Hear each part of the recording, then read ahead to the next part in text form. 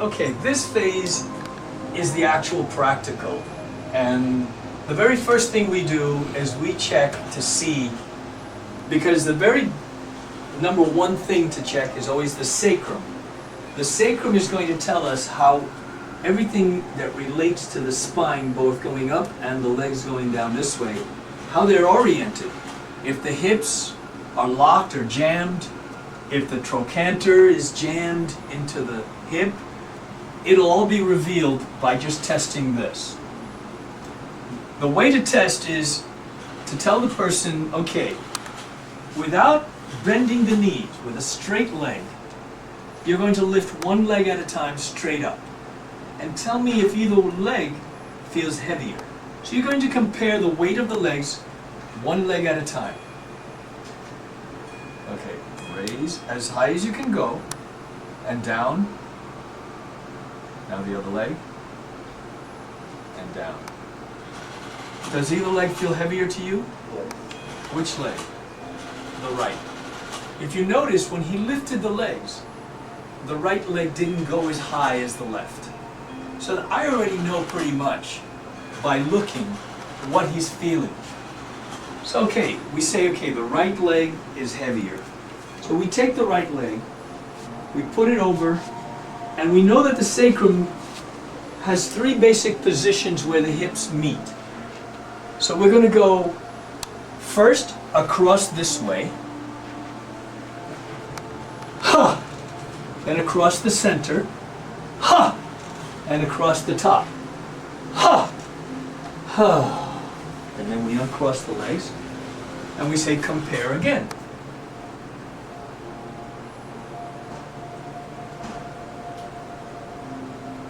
How do they feel? Better. Better. Is it 100% better?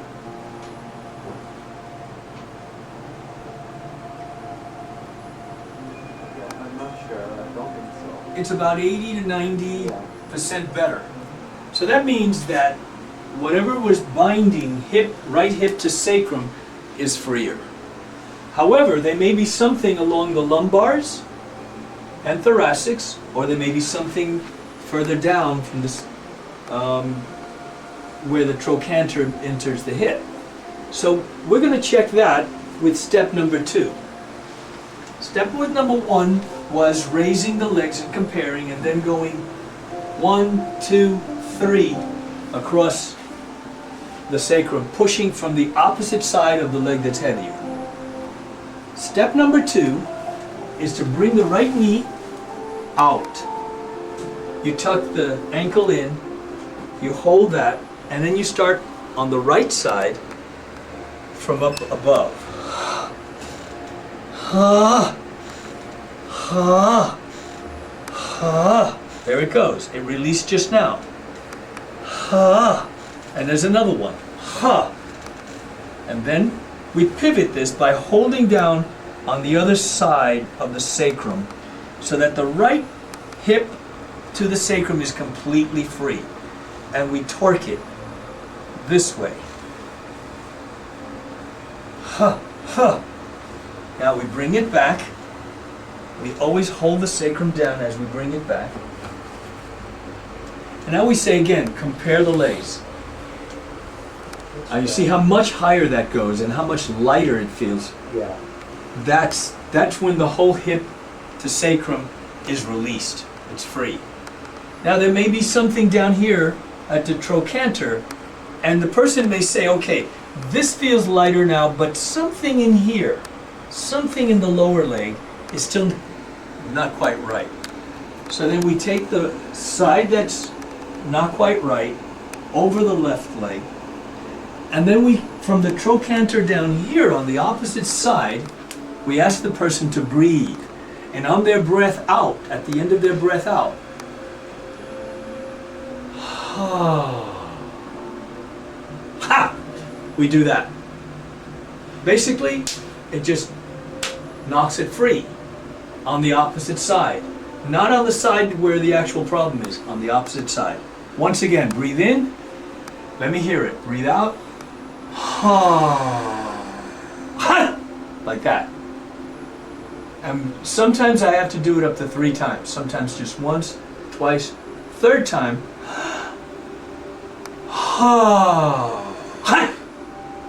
Okay, sometimes I surprise the person. Don't let them know that you're about to do it, because they may lock up. So if they have a tendency to do that, surprise them on the beginning of their out breath or in the middle of their out breath. Okay, now compare the two legs.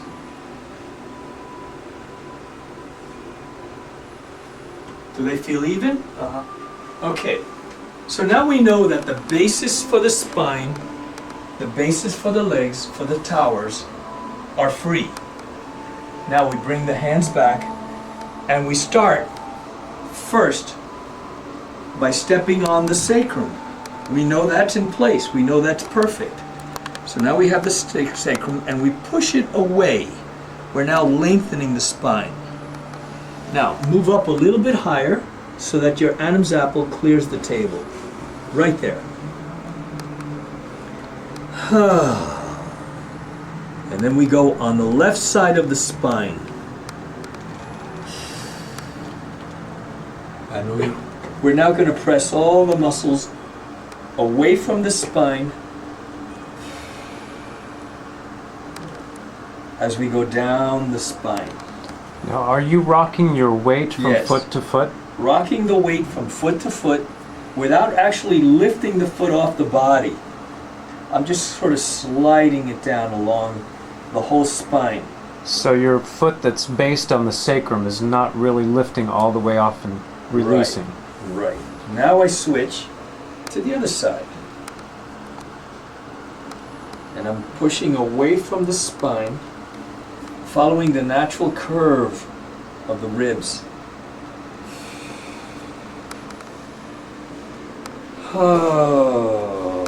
I encourage the patient to breathe.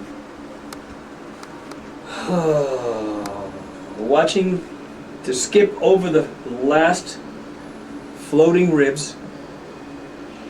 Don't put pressure on the floating ribs. So now we're down in the glute area and we're rocking back and forth. Now we come back up again to the top and we get both feet on both sides of the spine. Not on the spine. We never step on the spine. And there it's just naturally releasing, just from the pressure. We're rocking back and forth. And that frees up not only the vertebra and the lumbars, it actually squishes the internal organs to get them to start releasing their chi and their fluids throughout the body. Now we're going down across the glutes, and at the glutes you can do both the front of the foot on both sides, or for difficult problems, right in with the heel. To get that to release. Now we're coming down both legs, and we do somewhat of a penguin type move to go Charlie across Chaplin. going across here, both inner and outer hamstrings, which are tight on most people. Now we switch and we go here. From here we can massage this way, and to increase the blood flow, we ask the person to bring their left foot up and down a dozen to, let's say, 17 times.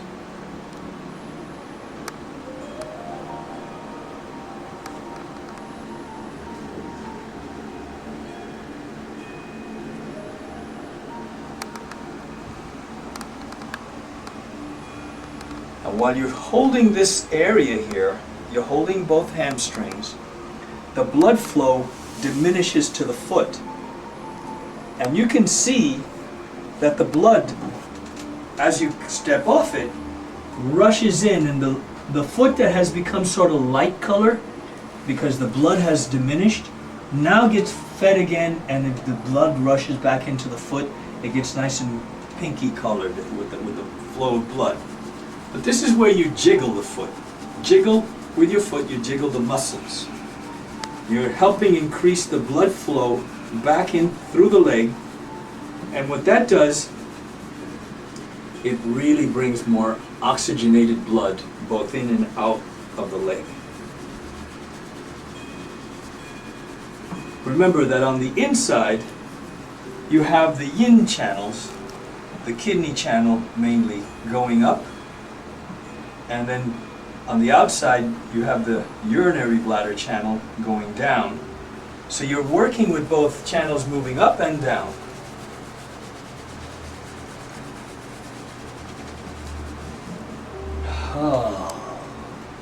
Then you hold the leg with your left foot and massage with your right.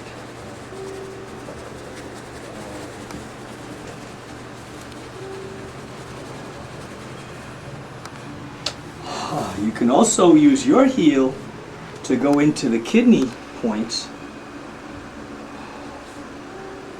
and bring the kidney channel, kidney energy up into the body. Now you switch here and you get the arch. And by this time, as you're down here at the foot, the person who is lying down is feeling lightheaded because this area will travel all the way to the top. And they feel, wow, that feels so good.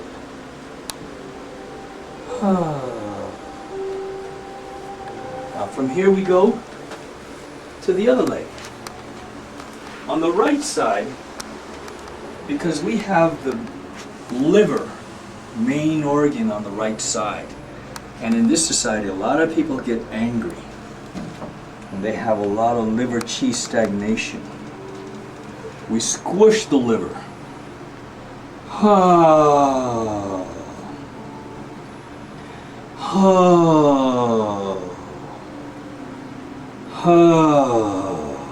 Get the liver qi to release.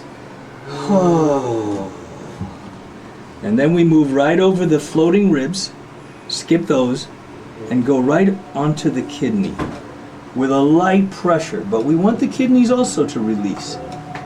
We never jar the kidneys, but we can put pressure on them. Now we go through the gallbladder channel. His right leg was heavy, so we use the heel right into the glutes here.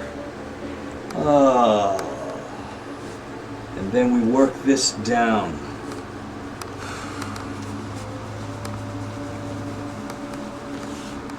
And we say, okay, up and down. Bring this foot up and down. We hold the inner and outer hamstring. By compressing it, we stop the blood flow to the foot, through the leg. And then when we release it, the blood flow rushes through the leg, opens everything up again.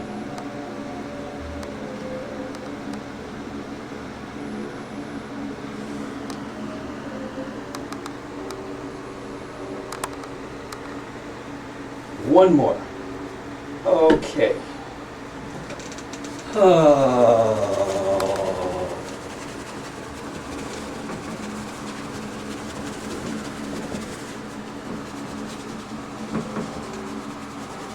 Now, when the foot is in this position, you can do several things. You can go through the inner channel all the way to the toes and do the inner channels all the way this way, all the way up. Or you can do the outer channel by turning the foot this way. And you can hold the foot here. And you can work the outside. You can turn around and go this way and work from this side. And you're working the channel down. You can come over here, you can work with it this way, you can work with it this way, you can turn the foot completely, you can use your body, your arm, depending on what what pressure the person allows you to apply. You can work from here.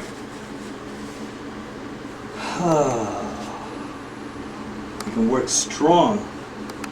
You've got that cushion under the ankle, you're okay.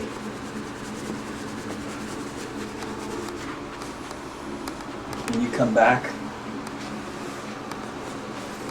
Now once you've got both legs worked on, you get the arch with your arch of your foot, and you work your heel into kidney 1 position. And you do that on both sides. Once you've got kidney 1 position under your heels, you bounce back and forth 1, 2, 3, 4, about 17 times. And then bounce 1, 2, 3, 4, 5, 6, another 17 times.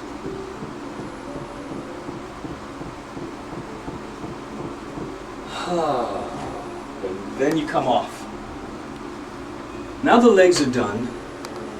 We come up to the arms. We're going to do all the way to the hands. And you basically get the wrist area from PC6 through the wrist, through the palm, and then to the fingers. You do that on both sides. PC6, the wrists, down to the fingers. And you're going back and forth, you're rocking from left and right, allowing the person to settle in. Once the person's settled in, remember these are the heart channel points, from heart 1 and pericardium down to the hands. So you're basically opening up the energy from the chest, the blood flow coming off that down. When you hold the hand and you dig in here, you're basically putting your foot into the heart, inner chest area. And you're bringing that flow of blood, flow of energy, flow of chi down to the extremity. And you apply pressure again on the inside. And you can sort of arch, bring the arm into the middle of the arch of your foot. So that way you really don't really hurt the person, but you're applying enough pressure that it moves everything down. You can see how the hand sort of gets reddish. You know the blood is flowing down. After you've squished it enough, after you've put enough pressure there, you start at the top and you jiggle. You vibrate the energy.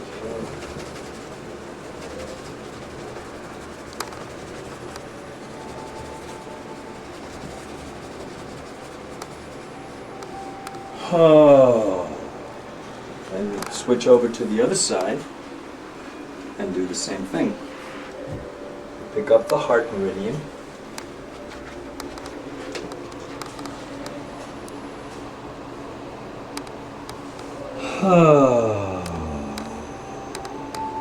And you work down along the meridian, through the palm, down to the fingers.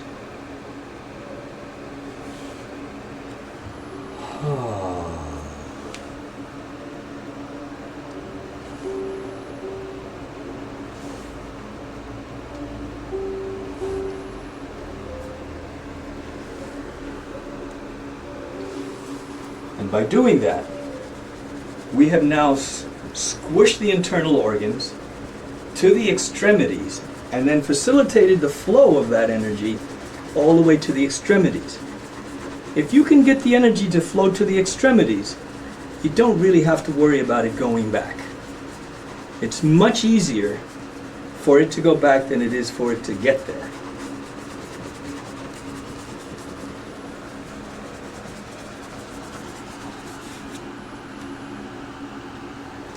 Now to come down off the table, we have to say, okay, what area of this person that I'm working on needs the most attention?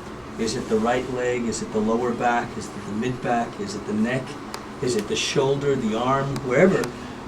That will guide you. He still had something here to release. Just that pressure. He did. He released that. So I would say, let's say he had a left shoulder problem. I would start my energy working towards that. From here, you put your body weight into that area. Of course, you do both sides of the neck. And you can do 5 pressure points, you can do 3 pressure points. You can feel the base of the neck and see how that energy is. But when you determine, okay, this is the area I'm going for, you go right to that area. And whatever the problem is, whether it's a wrist problem, an elbow problem, a shoulder problem, you want to start as close to where the tower is anchored. So the base of this tower starts with the clavicle in front, the scapula in back. And we have to work that till it's free. And when we see it has its own play, it's naturally flowing, nothing is jammed, then we move on to the next area.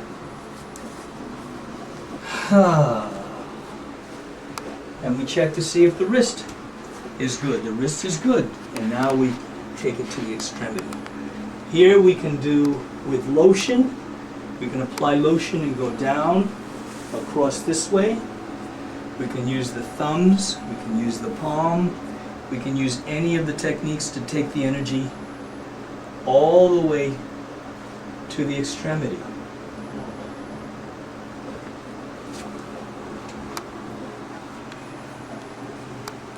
If the problem is still at the shoulder, we can use the foot from here. We can use it along the side. So this concept is still working the tower to set it, anchor it perfectly again to the body so it gets the nourishment that it needs to come back out. We can also get in here and work the whole base of the shoulder, and it's influenced going up. You can go in here, you can go in here, and you can go over the area we haven't reached, the yang outer area of the muscles, this way, and come at it this way until it's free. And then we can then take it back in here, which this is more a technique that sometimes when it's very difficult and you can't get that area, you can come back here and use the foot into the shoulder blade. And we stretch out all the muscles that anchor that area. You basically get in underneath there and you hold it. And get that whole side to release again. Once you come down from that, you can come here, massage it, typical massaging. And depending on the person, if they have some problems in here, you can say, okay, scoot down and turn your head to the left side. All the way to the table. There you go. And then you say, okay, open the mouth a little bit so that the jaw is not jammed in here. And this area is not clenched. And you stretch the shoulders and the head. And then it lets go. You just stretch. Stretch the shoulder to the neck. And that releases.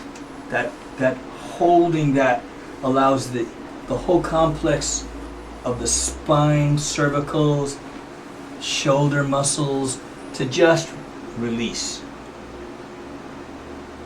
But then you'll say, okay, the problem is on the left, but what's happening with the right? Let's turn over to the other side and just hold that. And it opens up. It opens up very easily. It just opens up. Then you're assured, okay, all these upper areas here are open and free. It's up to him to maintain that. Which is the hard part. And that's why they sometimes have to come back. Right. But if he can maintain that, he'll be free. Okay, come back up again. Throughout the whole massage, the energy that you're using never locks up. You cannot at any time hold your breath while you're working. If you hold your breath, you're locking up the person's problem into yourself.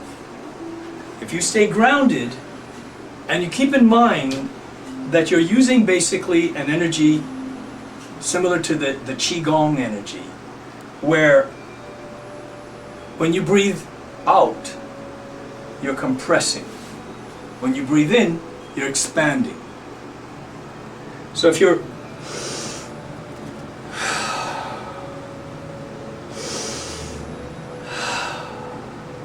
the energy you're using never locks up. It's always flowing. They in turn will feel that energy. And when that energy moves through their body, it's a healing energy to them and it's a healing energy to you.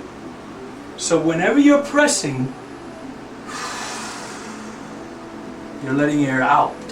Whenever you're not, you're bringing air in. You're expanding and you're contracting. You're pressing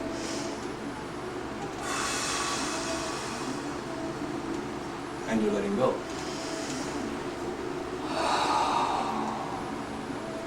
That'll take your massage, your health, and their health to a different level.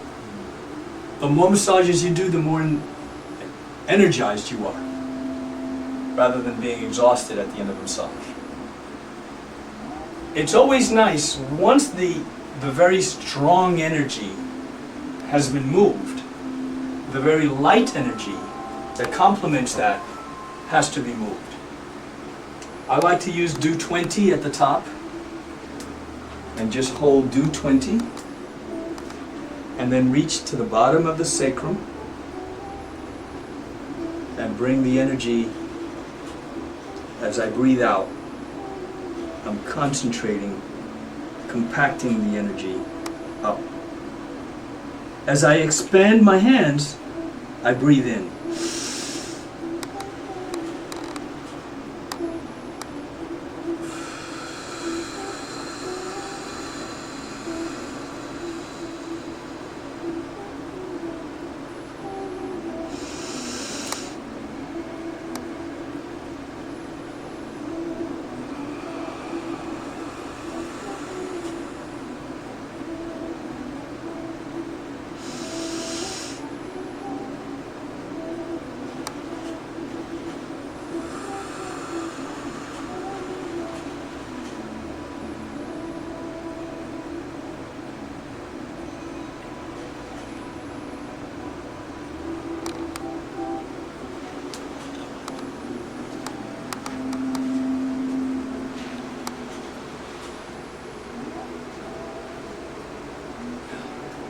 It's good to maybe you open everything up, let the excess stuff you don't want to go, and you say, take your time. When you're ready, you can get up, and it's over.